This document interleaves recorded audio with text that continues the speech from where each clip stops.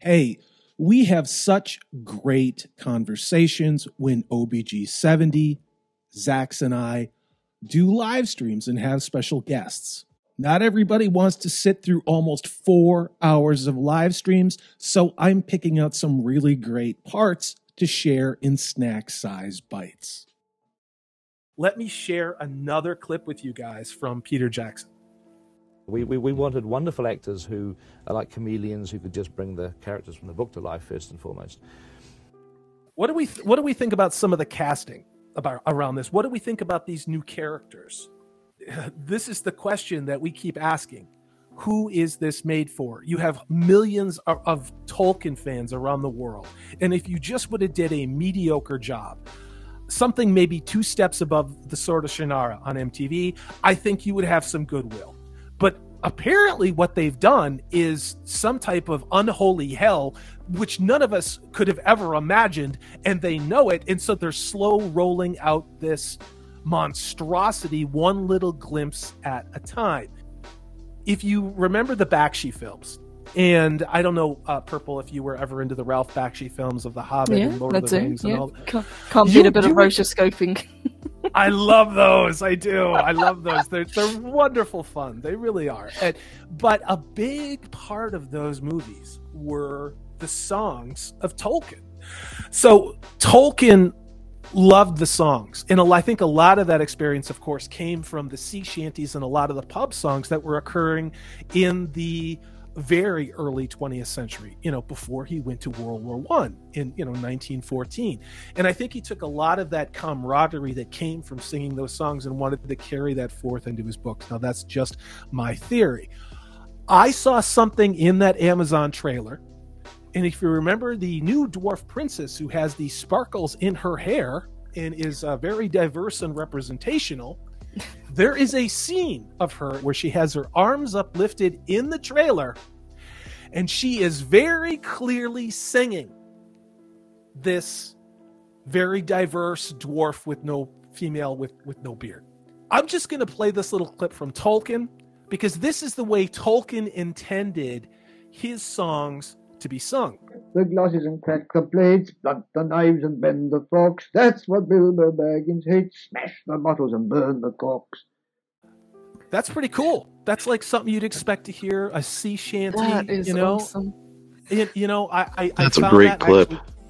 I cleaned up that audio. That took a couple processes. That's what I was doing this afternoon. Was trying to get that to sound good. And I've got a couple more of them, but it's just crazy. That's Tolkien, man. That's Tolkien singing his own songs. That is the way he intended them to be presented. I think that's why I like the first Hobbit film so much, especially the extended version, because it has the songs included. I mean, they're not as great as the Lord of the Rings trilogy, but I think that first film, because it has that extra depth, I think it worked really well. To dungeons deep and caverns old. It did have a great homage to me, and again, my perception of Tolkien cinematically, and even before I read the books, those movies were out when I was, I think, 7 or 8, and I loved them. They blew my mind, and then I went to Tolkien after seeing Bakshi's representation, so I always had that, and the songs being sung. Old and dwarves no more shall suffer. I mean, oh God, it's a beautiful soundtrack. It really is. Just in the portrayal of Gandalf in that movie is pretty darn good. It's no Ian McKellen, but it is still a pretty darn good version. And let's go ahead around the horn on that. Purple, I think you like the movies. Nathan, Zax, Mike, what do you think about those movies and about maybe the songs or the characters in those Bakshi films? It's just great, simple entertainment. It's a story that's faithful to the book. With The Hobbit, it was just fun to watch that stuff. And there's elements of that carried into the Hobbit trilogy, although they bloated out the last 2 movies big time. When you go from that to what's looking like what you've got on the screen here with her singing a gospel song, it takes you out of Middle Earth. and this is something I haven't heard anybody else talk about, is they're going to have the songs of Tolkien, but they're not going to be based upon the tradition in the style and in the mythology that Tolkien so lovingly created. And I'm going to play another clip for you of him singing, just because I want you to look at the image we have here, which would be a wonderful, beautiful spiritual experience in a church. It would be in the 21st century. It is not what, in my opinion, you would see in Tolkien's world. Cut the cloth and tread on the fat, pour the milk on the pantry floor, leave the bones on the bedroom mat, splash the wine on every door.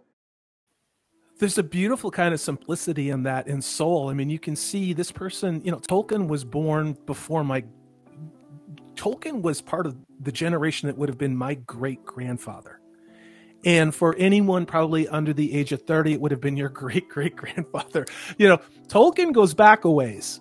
The world was a very different place. There were no cars, electricity wasn't really run. In many cases, there wasn't even indoor plumbing. And to sit here in the 21st century now with, I would say, a generation that has never known what it's like to not to have the internet or to have all these things, to sit there and take Tolkien and to mutilate it and to have it be more accessible and relatable to whomever, it bothers me a lot, because the source material is deliberately being destroyed, I think, in my opinion.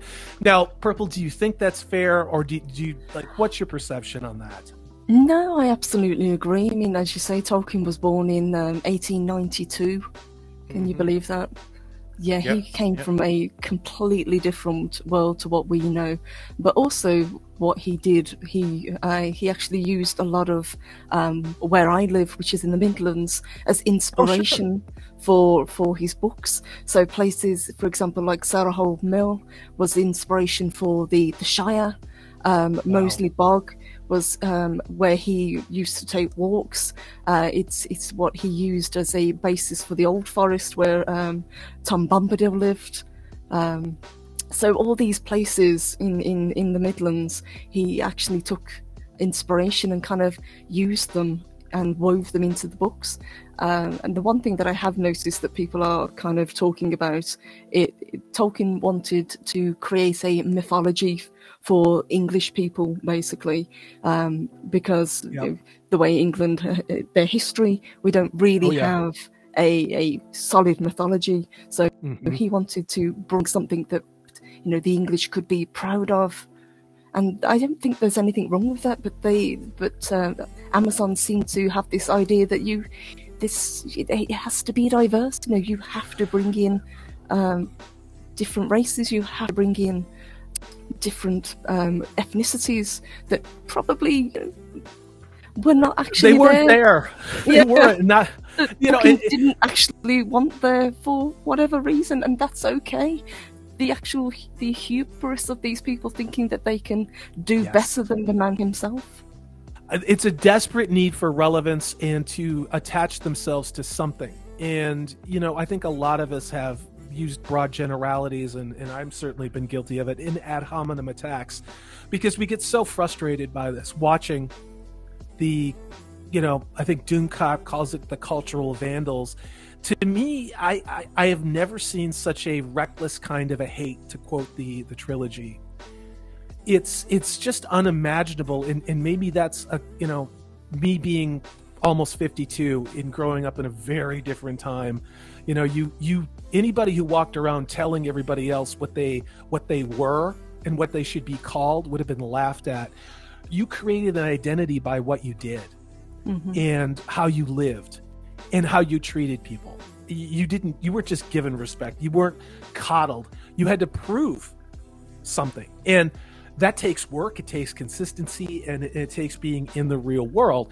And now today, apparently, I guess they've just relabeled what I just described as patriarchy, which is just absolutely crazy to me. As ever, this is Salty Texas Sea. I am Corey DB. Thanks so much for watching. If you've liked what you've seen and heard, please hit that thumbs up button. If you haven't subscribed, I'd love to have you on board. That way you know, and we have things like live streams, which we are now going to be doing every Tuesday evening. Take care. I hope you're having a great 2022.